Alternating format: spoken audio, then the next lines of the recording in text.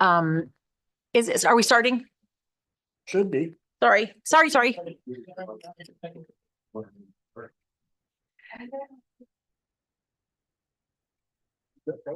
Yep. We were. Call the meeting to order for the Umatilla Planning Commission Tuesday, February 25th. Please look roll.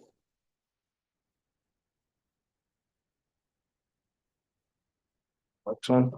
No. Red light, yeah. Yeah, I did a check. Okay. I thought we were supposed to leave them off unless we're gonna speak. You can. Either way. Could we please take roll call? Commissioner Jones, Aye, or here. Commissioner Cooper. There she is. Here.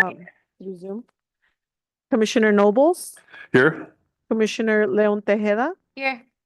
Commissioner Smith, Here. Commissioner Gutierrez is absent. Okay, could we stand for the Pledge of Allegiance? I pledge allegiance to the flag of the United States of America, to the republic for which it stands, one nation, under God, indivisible, with liberty and justice for all. They're actually new flags. If we could get a request to add the minutes, we didn't have them on the agenda, but somebody want to make a request to add the minutes? I make a motion to add the minutes to our agenda. Second. Do we have to vote? All in favor, say aye. Aye. All opposed? The motion carries. Okay, is there any additions to the minutes that need to be discussed? We have a motion to approve the minutes. I make a motion to approve the minutes for. A second. All in favor? Aye. Aye. All opposed? The motion carries. Old business. Brandon, do I read my statement before the old business or just the new business? If you can read it before the old business, we don't have to read it for every item. You can just say the same rules apply, though. We do need to read it for the first public hearing. Okay, sounds good. Ladies and gentlemen, I call this hearing of the Umatilla Planning Commission to order. A sign-up list is available for those who wish to testify. A person must testify either orally or in writing in order to be considered a party to the decision and have an opportunity to appeal. Copies of the applicable criteria are available from staff. The Planning Commission must base its decision on these criteria. Testimony and evidence must be directed toward these criteria or other criteria in the plan or land use regulations believed to be applicable to the decision. Failure to raise an issue with statements or evidence sufficient to afford us and other interested parties an opportunity to respond to that issue may preclude appeal to the Land Use Board of Appeals on that issue. If information is presented at the hearing, you may request a continuance to allow additional time to respond. You may also request that the record remain open. A request must be made while the record is still open. Procedures for the hearing and the order of presentations are as follows. 1, staff will summarize the application. 2, the applicant may present testimony. 3, public testimony in favor of the application. 4, public testimony in opposition of the application. 5, neutral testimony. 6, rebuttal testimony from the applicant. 7, the record closes. 8, deliberation. 9, the Planning Commission vote and decision. That concludes the introduction. We will begin with the first business item on tonight's agenda. And then I'm going to make the statement before we start that. Is there a challenge to the jurisdiction of the Umatilla Planning Commission to hear this matter? If so, please state the challenge at this time. Are there any conflicts of interest or personal bias to be declared by a commission member? If so, please state the bias or conflict at this time. Has there been any ex parte contacts regarding the upcoming matter that a commission member needs to declare? If so, please state the ex parte contacts at this time. Could we please have the staff report? Do we want to open the? Conflicts a little bit fast. I own Amazon stock. Oh, okay. Just to declare that. Okay. Yeah, good. Thanks for bringing that to attention. I think before we ask for the staff report, I have to call out what number and business item it is. Yes, please. Okay, we're gonna 4.1, continued Amazon replat, RP-2-24. The Amazon replat RP-2-24. Could we please have the staff report? Thank you, Mr. Chair. So as you will remember, this is a replat of two existing lots that are up on the South Hill area where the new data centers are under construction. So they are more or less creating a new 63-acre lot, kind of in the middle of the two larger existing lots. From last month, you may remember that we asked them to submit some additional justification because that lot didn't meet the 2.5 width to depth ratio. So in the updated package, you'll see there are some very large electrical power line transmission easements, as well as an existing telecommunication for that existing tower that has to do with the rail right of way located along Powerline Road on the west side of the property. There's also some pretty significant slope on the east side of the property as everything is sloping down to I-82. In that, they've kind of highlighted the buildable area, if you will, and kind of that darker gray shade. That buildable lot, if you will, or buildable area on that lot does meet the 2.5 lot width to depth ratio. It's actually at like 2.1. Because of the existing encumbrances on the property and the lack of ability to be able to build on the other portions of the property, staff does feel this meets the intent of the code and is recommending approval, but I'm happy to answer any other questions. This one is fairly straightforward. The other two lots are 202.37 acres, 159.03, and then the new lot being created would be 63.62 acres. And again, that's kind of sandwiched right in between the other two existing lots. But I'm happy to answer any questions you might have.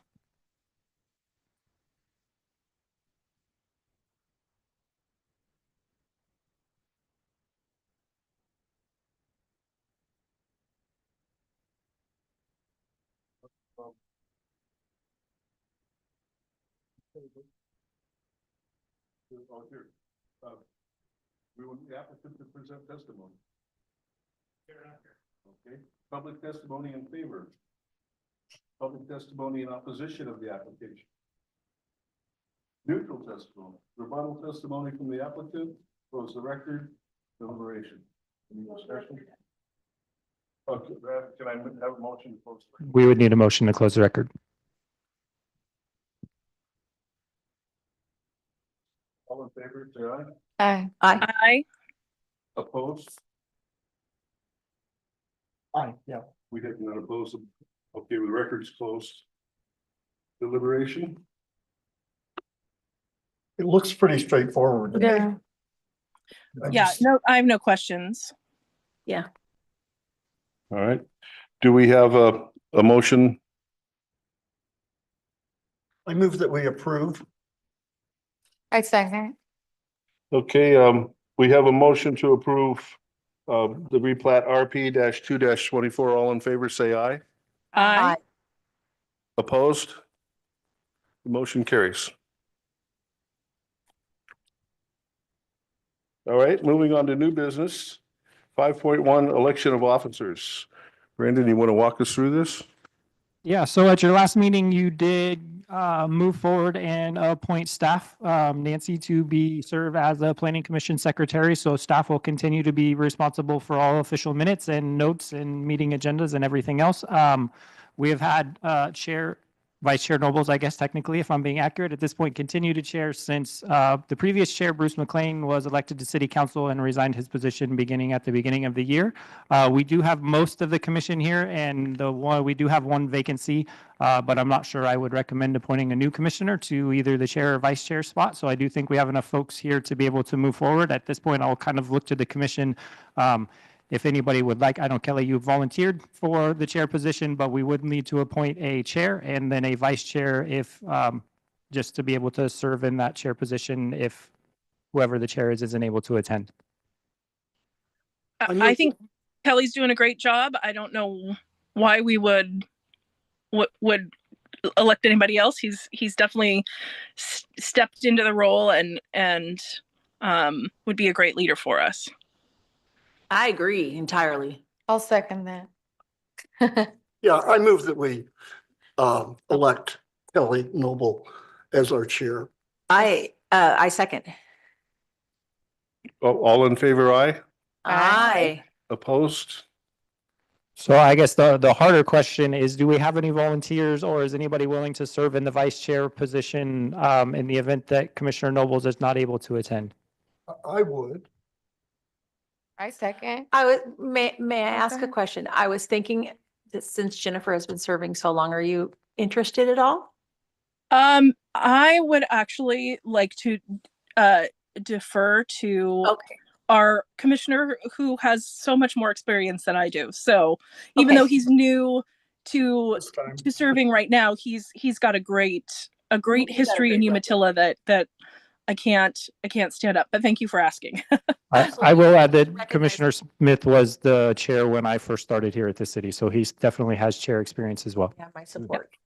I'll second that. Okay, we had a motion and a second for vice chair. All in favor of Lyle Smith as vice chair, say aye. I She made the motion, Jen. I kind of made a quick, I'll make the motion Oh. and Was it a clear motion? I think we have it clarified now. There was nobody objecting, so I think we're good to move forward. Okay. Okay. I just. all right. Congratulations, gentlemen. Yes, thank you very Thank you much. so much for doing this, and I look forward to learning more from you Oh, yeah. too. Okay. Okay, moving on to 5.2 Fast Track Subdivision SUB -1 -25. Staff report? Okay, so for this one, we have a subdivision,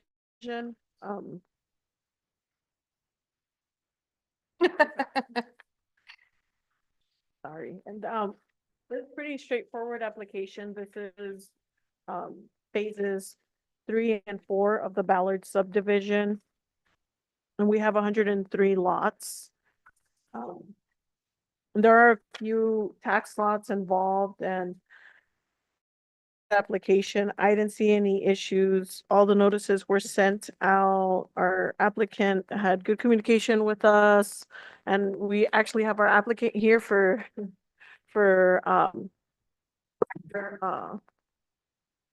Question. for any questions that the planning commission might have. Welcome. That's great, right? Sorry, I don't know why I got nervous. I know you all and I feel really comfortable. Just a couple of things to highlight on my end. This will be subject to the developer's agreement that is applied to the other phases as well as the Cheryl's Place and Vandelay Meadows subdivision. So they do pay a fee per home that is built into development fund that will help do improvements to Powerline Road, mostly the intersection at 730 and Powerline. So that development agreement was signed on the first phase of Ballard. Well, I guess technically it was phase 2. Well, I think it was actually signed for one of the earlier phases on Vandelay Meadows. We included all 3 of those subdivisions in that developer agreement because all 3 of them went together to submit one traffic impact analysis. So that will continue to move forward. And then even though it is in the staff report saying that there should be a temporary turnaround on Oriole Street, I did reach out to the local fire district because we like to get their input on, we try to limit the number of temporary gravel turnarounds where they're not necessary, but it was felt that it was necessary to have the one temporary turnaround on Oriole Street. Just wanted to highlight those 2 things. Okay, just before we call the applicant's testimony, I should have mentioned I am an adjacent property owner, but I don't have a bias about it, just for the record. Would the applicant like to present testimony? Okay. Come on up.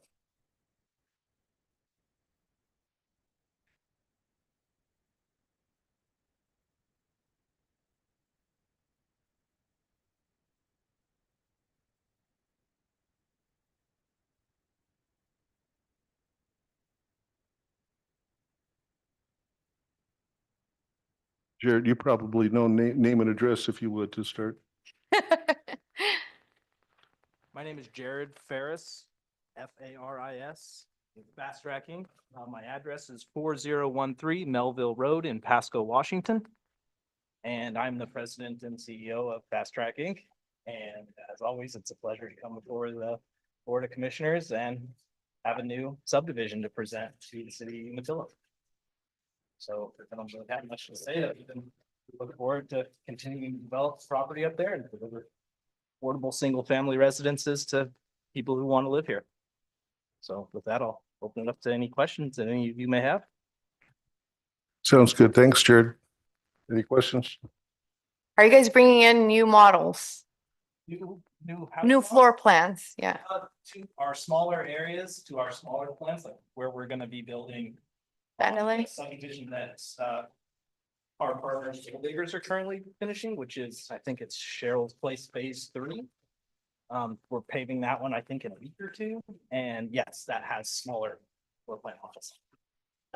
New to our current lineup that you're more familiar.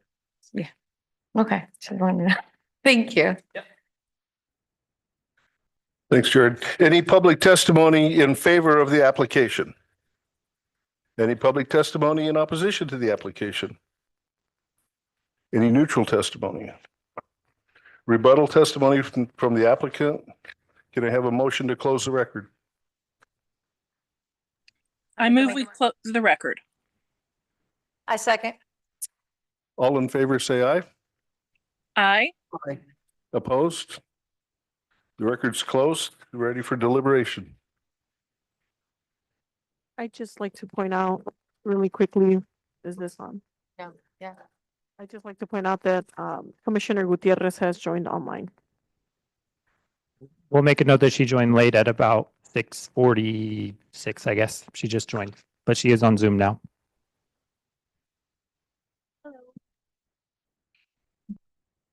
We don't need to do anything formally. I just wanted to note for the record that our last commissioner had joined.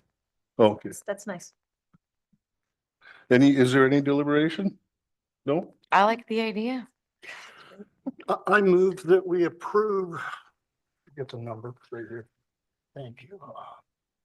Fast Track Subdivision Sub 1-25 with the conditions 1 through 12 in our packet. I second. All in favor of the motion, say aye. Aye. I, Opposed? And the motion carries to approve sub dash 1-25. Thanks, Jared. thank you. Moving on to new business, 5.3.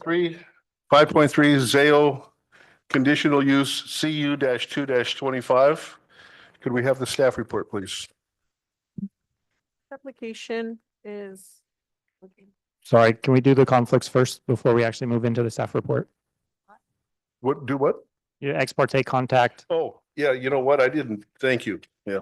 We need to do that each time.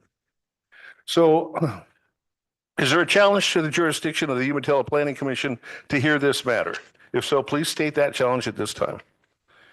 Is there any conflict of interest or personal bias to be declared by a commissional member? If so, please state the bias or conflict at this time. Wait, where is this? Oh, that's right. Okay. It's right behind the bridge. Right, I got it. Has there been any ex parte contacts regarding an upcoming matter that a commission member needs to declare? If so, please state the ex parte contacts at this time. The only thing that I'm a neighbor to this project. That's the only thing that I don't know that matters. I certainly don't. I just thought I would let you know. Yeah, it's good that you declare that and then I'm say a whether neighbor you to have the any bias. project. If you don't have bias, then. I have no bias. Good. Okay, then having none, let's have the staff report, please. Yeah, so this is a conditional use and site plan review for a telecommunication facility because they are applying as a utility facility that makes it an automatic conditional use application. So there is an existing, what they call a fiber shed on the property. It more or less functions kind of similar to a substation, if you will, for power, just to kind of give you a frame of reference. So they have pretty major telecommunication, mostly fiber in this case. That come into those fiber huts that then goes across the bridge or out to the regional or local network to be able to provide telecommunication, primarily fiber in our area, services to both the city of Umatilla and surrounding areas. Just as a note, because I saw a few people kind of asking about the name. So Zayo is kind of an upstream service provider, so they don't generally provide services directly to customer, but they provide the telecommunication to many of the local networks that you would get be able to buy internet service from. This would be the second shed on the property, and they would be combining the two lots that they already have. It would just be more or less adding a second shed to right behind the existing one. So this is located directly behind the bridge. If you're familiar with the area, they've already done the street improvements, excuse me. So there's curb and sidewalk along that area. The one thing that I did just want to note is their landscaping has died, and we will be making them replant that to be compliant with our standards. But that was really the only thing staff had to point out specifically. I'm sorry, I just did a knee-jerk reaction when he said by the bridge. It was the wrong bridge. So I am not a neighbor to this project. I apologize. I did, it was a knee-jerk he said the bridge, and I was like, did I miss something? Sorry, the bridge and bistro. Yeah, right. Okay. Okay, so the applicant is here, not here for testimony. The public testimony in favor of the application, public testimony opposition of the application, neutral testimony, rebuttal testimony from the applicant. Can we have a motion to close the record? So moved. Second. Second. Everybody in favor of closing the record? Aye. Aye. Opposed? Okay, the record's closed. Time for deliberation. Pretty straightforward. Yep. You know, I'll just ask one question, Brandon. I know where I've seen that back there. I can't remember it. It's fenced, right? Correct. So they do have a paved driveway that comes off the street, and then it goes into a gravel lot that is fenced. The site plan that you have in your packet shows that fenced area would be expanded. They'll put down some more gravel, but that second hut will more or less be directly to the west of where the existing one is. They'll kind of be in a line. Is there any need or requirements for like obscuring the back there or landscape or fencing or? So historically, we've, on utility facilities, we've either required them to put the landscaping in along the street frontage or along the, like what we did up on Power Line for the utility substation, rather than making them do the entire street frontage, we just allowed them to kind of do it along the actual fenced area. In this case, they have chosen to just put the landscaping in across the entire street frontage. We've really allowed either to be sufficient, whether they do it across the entire property frontage along a road, or if they just do the boundaries of their fence, if you will, or the secured area. But in this case, they would be doing the entire street. Okay, very good. Do we need to add anything to the conditions, since you said there was something outstanding? No, so that was an action that if you look on the actual notice map, it can be a little bit confusing just because it shows it as two tax lots. They have already submitted a property line adjustment and that has been addressed. We just didn't get the updated tax lot information from the county in time to make notice map. So I just wanted to point out that those two lots have been combined, because if you actually look at the site plan, it looks like there's a property line kind of right in the middle of that new building. I just wanted to note that in case there were any questions. Okay, do we have a motion? I make a motion that we approve Zao conditional use CU -2-25. Second. All in favor of the motion? Aye. All opposed? Motion CU -2-25 is passed. And now we'll move on to commissioner information and discussion. Is that you? So I usually give you guys first shots if you have any questions for me. I didn't have anything formal to present, but I can provide just a couple updates on some projects. Well, if we get first shot, what's the ETA target date for opening that new building next door?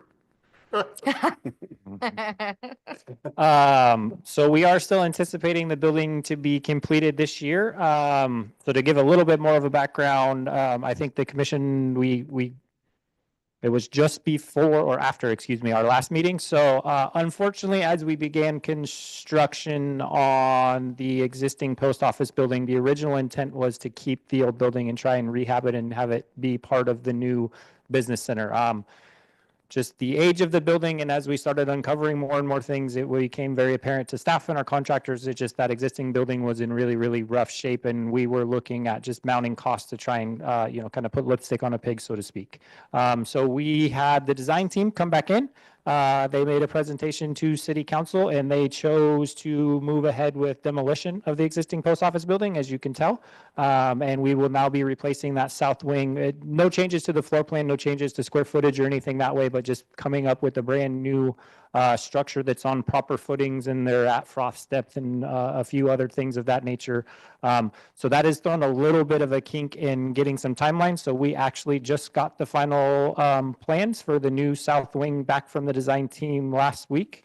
So I just actually got the change order from our contractor, excuse me, today. So we are looking to move forward with that, but I don't have a revised timeline yet. Originally, they were probably looking first week of October. I'm guessing we probably added at least a month onto that, but I don't have a firm date yet. We're still anticipating it to be completed this year. But we're probably looking a little bit later into the winter at this point, just because we lost about a month to 6 weeks here, having to kind of change directions.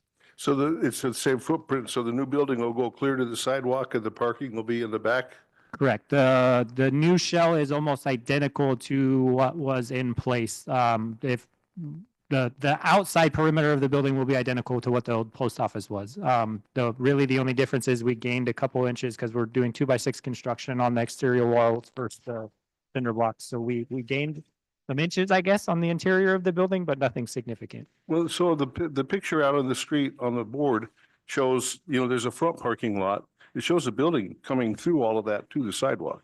Correct. So there is a new 2-story addition on the front that will go all the way out to the sidewalk, and then back lot where they all tore up and their trailers are right now will be completely redone and turned into a parking lot. We'll also be doing street improvements on all of the far side street, as well as all of 7th on the north side of the street. So we'll be doing some pretty significant chunks of street improvements as well with that project.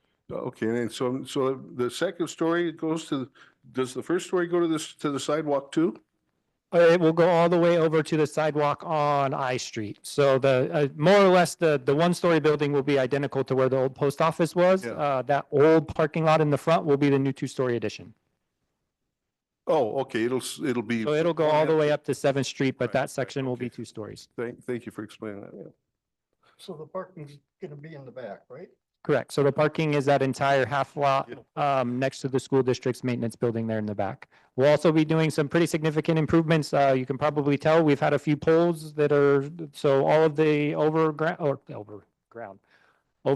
power lines are getting moved underground. So that conversion is in process. That'll probably be wrapped up within the next couple of weeks. So there won't be any above ground utilities in that alleyway. That will all get paved. We actually have 4 food cart pods that will be fully plumbed, power and everything. So when we do events like the tree lighting or other things, because the park is getting converted into a plaza area, mostly so that we can have the ice rink there in the winter. There is a big kind of garage style roll-up door on what is now, we're calling it the new south wing. I still call it the old post office building. But that south wing area, so that goes right into the community room where there's a commercial kitchen that will be available for rent. So when we're doing larger events, we can have a couple food trucks. They can have full plug-in water power, sewer and everything there. So when we do the tree lighting and some of those other events, we can also bring some different food catering services as well. Very exciting. And then we're excited for like farmers market. That'll be really nice because they'll be able to set up in the plaza area. We can also have indoor vendors. We're very hopeful we can partner with one of the local youth clubs to maybe even be able to do, donuts and coffee out of the commercial kitchen and do some fundraising things that way. Nice. So I think it's been almost a year. You told us about the property that's west of the Umatilla River that the city bought with a 5-year plan to clean up the toxic money was budgeted. How's that coming? You are picking all my favorite topics. So we hit a bit of a snag with that process. So we did what is called the phase 1 environmental contamination or environmental evaluation. Not unsurprising to anybody on city staff, that came back with several known environmental contaminants. But we were anticipating that. So because of the level though of the potential contamination, they actually recommended doing a phase 2 evaluation, which requires larger equipment. You almost kind of have to dig pit holes similar to like a septic system or something a little bit larger to be able to do that next level of environmental review, if you will. to be able to go out there and dig, we had to go through a cultural survey. They found artifacts on the property, and the state also made us perform a historic building evaluation because of the age of that building. So we have spent most of the last 8 months doing the cultural survey as well as the historic building survey. The good news is they found the building not to be historic, so we'll be able to demo that once we get through the phase 2. But kind of on that, that took us the better part of a year trying to find the professionals in the area to come out and do historic building determinations was a challenge. Is there an age? Is that the? Yeah, so it was flagged as being potentially historic because of the age of the structure. So then they have to come out and do some conditions and some other ones. There are several homes actually over in the Stevens and Tucker area that are of an age that they could be listed on the place of historic value. It was in the 40s on some of those structures. What property is this again? So when you go out of town and you cross the Umatilla River right there, not the little RV park thing, but that old truck stop, It's an old truck stop that used to be. there's a big cyclone fence. I have been told it was called the old Coffee Cup property. Right now, it's kind of the blue teal building that Like that fenced off. steel building? Yep. That? So we purchased that as well as a few of the other structures that are around it. The city's intent is we're going to try and get it cleaned up. And then we will get it back into, hopefully the private market is our plan. But yes, it was also a code enforcement issue for a number of years. So it was a code enforcement issue. So there was illegal truck repair business going on there for several years. They had no type of oil contaminant. It just went out on the floor or went wherever it went. So we knew that going into it, which is why it is what it is. The fortunate thing for us is we partnered with Baker Institute of Technology and a few other sources. So because we are government, we qualify for some mitigation fundings that the private sector wouldn't necessarily qualify for. We've actually had high-level discussions with the Baker Institute group, and they partner with Eastern Oregon University that we will likely deed the property to them with the ability to get it back. And they will probably own it for about 2 years, and then they will actually go through and do all the cleanup once they kind of have the clean bill of health, so to speak. They will deed the property back to the city. But because we have been willing to partner with them and have students come out and, come meet the students on site and do talks, we can get that done at a pretty significant cost reduction for the city. Great. Yeah. Good So, yeah, thinking, Brandon. I might have added a year onto my original 5-year timeline with the cultural studies, but I think we're at understand. year 3 right now, and we should be getting close. But yeah, well, the hope is, so the other part of that is that we do have plans. We've been meeting with ODOT to move forward with the roundabout at Highway 730 and Power Line. So our hope is when that new roundabout is getting built, we are just kind of barely beating them, and then that property is available for commercial development. That would be a great spot. Yeah, very We exciting. think it has a lot of value, even as like a hotel. I mean, you could go down your wish list, but right there on the confluence, hotel or restaurant or something similar to what Boardman has at the lodge, Mhm. I think Coffee would shop. be very, Nice signature entrance to attractive. town. Yeah. All right, That's good. are you ready for the $1 million question? Oh, gosh. always ready. The bridge. When are you moving the scale house up on the freeway? Oh,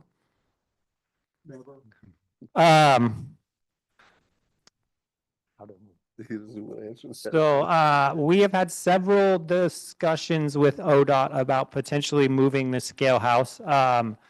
ODOT's answer has pretty consistently over the last 2 years been that is the newest port of entry in the state. They have no intentions of relocating the port of entry. We have had some discussions about trying to do some efficiencies, do some road improvements in and around that area to make traffic function better through there. We've even had some conversations that ODOT seem to be open to the idea that, right now, instead of having that sea of red rock out there that kind of does nothing, we might be able to claw some of that back for some commercial business to get a few more businesses down in that intersection. But I don't think the port of entry itself will be moving anytime soon. Yeah. Okay. As a resident that lives near there, I would certainly just like it if someone would just come down and watch the road and make sure people were legal when they pulled out. That's all I care about. I think it'd be great if the police would come down and see how many laws were broken every single You day, mean like- over and over Oh. and over again, because they pull out and they block the road Oh, yeah. every day. Sorry, Brendan, had to say it. That's Yeah. perfectly fine. I will pass that note along to the chief. Because there's several laws broken every day, all day long, every day. You're talking as they're pulling out onto Brownell to go to the light.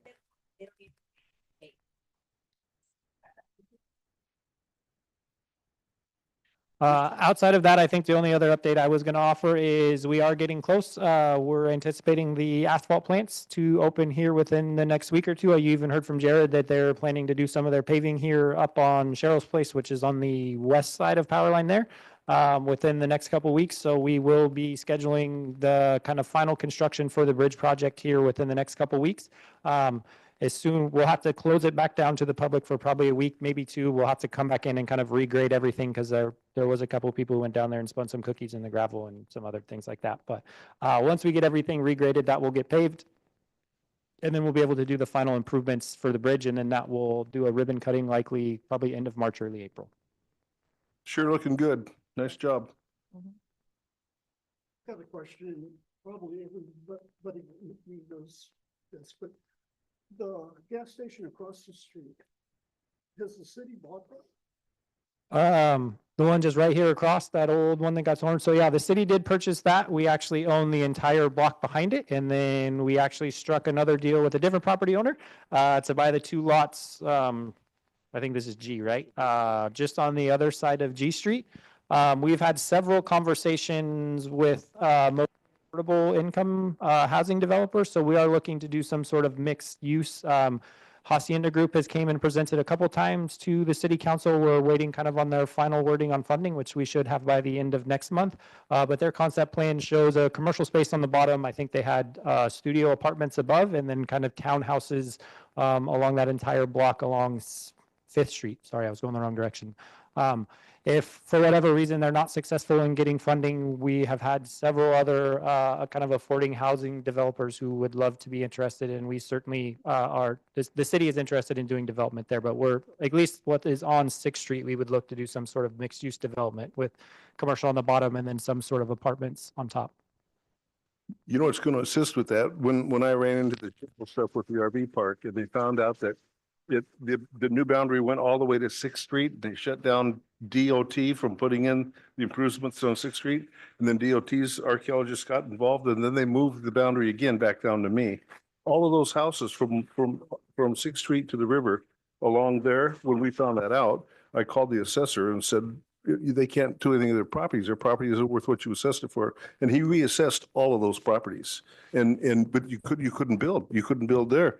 But since they now have moved that line and they don't announce that they moved it, you have to, you'd find out. But so now you can do on those blocks what you couldn't do a couple of years ago. Yeah, in my experience, we're still going to have to do a cultural survey. That is just at this point become part of the cost of doing business in Umatilla, especially when you're anywhere in the downtown or near the rivers. We build it into all of our budgets on city projects, whether or not we believe we are near a historic site, because it is just become more and more prevalent that is going to be required by SHPO and likely the tribe on almost any application. So I agree. Most of the maps I've seen have moved that official boundary back to 5th Street, but it does zigzag through there in a couple blocks. Yeah, the difference was it was a declared by the Smithsonian Institute archaeological historical site, which all kinds of new laws now. But now by moving that, you still do that, like you said, out of precaution, but you're not required, because it's not an archaeological site anymore. Yeah, because so I guess for the benefit of the rest of the commission, everything that is kind of fenced, and it does come down to 6th Street and some other places, most of the time it stays kind of north of 5th. That is what the state calls the UM 31 site, which is, or everybody around here just calls it the Old Town site. So that is one of the largest known historical sites in the state. So that is just, well, I said it earlier, it's just kind of the cost of doing business for us. I know we've been working on some improvements down at Nugent Park to try and do some improvements to the boat ramp. We ran into cultural issues down there because they found resources in that location. Yeah, anytime you're getting near the rivers, it's just there have been people here for a really long time, which that makes the likelihood of finding artifacts significantly higher. Pretty neat to have all of that in our area. Wish we could somehow show a better light on that, because there's some pretty neat, not only with the Indian village, but pre-contact, prehistoric because of the rivers, we're pretty target rich down here. There certainly is a long history here, and yeah, if we could get any sort of access in there, the good news is I think we're starting to move that direction a little bit. There's even been some movement on, we might be able to get like a walking trail through there, not necessarily open it up for development, I don't think anytime soon. But even just getting more people access to the river to be able to walk along the river and do those types of things, I think would be a big win for us. Very good.